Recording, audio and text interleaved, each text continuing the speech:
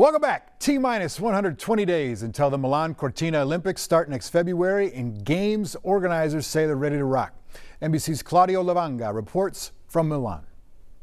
The clock is ticking to the Milan Cortina Winter Olympics. Literally, there's a countdown clock here in the center of Milan that says 120 days to February the 6th. That is the day of the opening ceremony. Now, this is the third time Italy hosts the Winter Olympics, but it's a first for the city of Milan, which is famous for fashion, design, some iconic buildings like the Duomo Cathedral here, but not for winter sports because it rarely snows here. And that's why this will be the first Winter Olympics, which will be co-hosted by two cities, Milan and Cortina and the surrounding area, which is up on the mountains, about a 4.5-hour drive from here, making this one of the most, if not the most, geographically widespread Winter Olympics of all time. This is not the only first for these Winter Olympics. There's also a new sport that is sky mountaineering.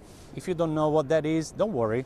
Neither did I. Well, that is a sport where athletes climb a mountain with the skis on their back and then they ski downhill. It was also an uphill struggle for organizers to make sure everything is ready in time for February, but now they say, siamo pronti. That's Italian for we are ready. Claudio Lavanga, NBC News, Milan. Call it a surge in solar. Business is booming for local solar panel installers, one telling us it's actually doubled in the last 2 years. But is this ever-expanding energy saver for you? Gordon Severson looks at the benefits and the costs and a change coming at the end of this year that could affect that formula significantly. Every month, the average Minnesotan spends nearly $200 on electricity. It adds up to nearly $2,400 a year. But what if you could get all of that electricity for free?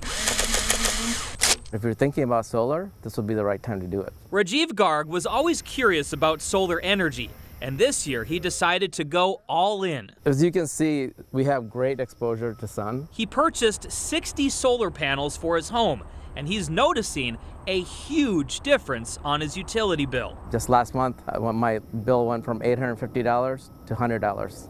So that was a pretty significant difference. And he's not alone. We are very, very busy. At Wolf River Electric, their business has nearly doubled in the last 2 years. They now have 20 installation teams working in 5 states. We're doing roughly 2,000 projects or so a year, give or take. Operations manager Jacob Pintz says most projects aren't as big as Rajiv's.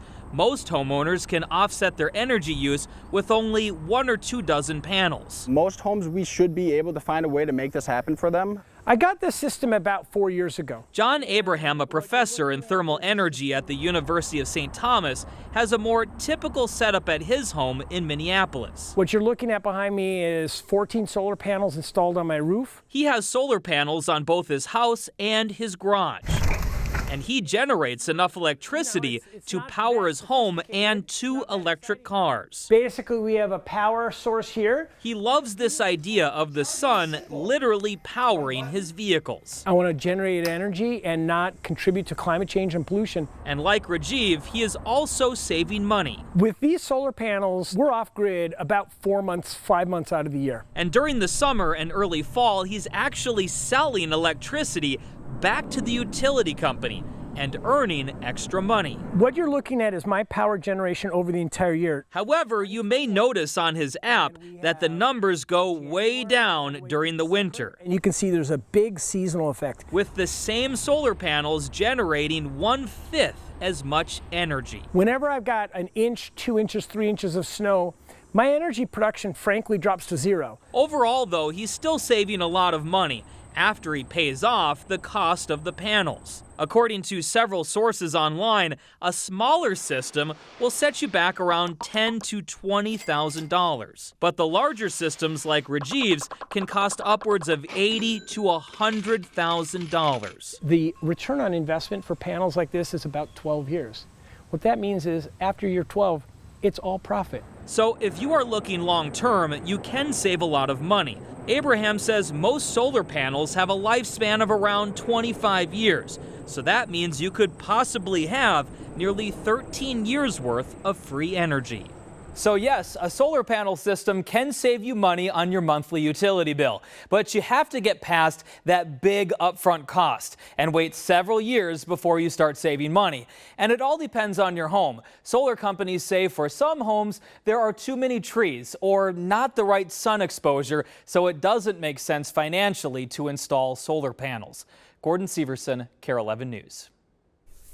Fascinating. Hey, right now there is a federal tax credit that'll cover 30% of the cost of a new solar panel system. So about a third of the price is taken off right there with that credit.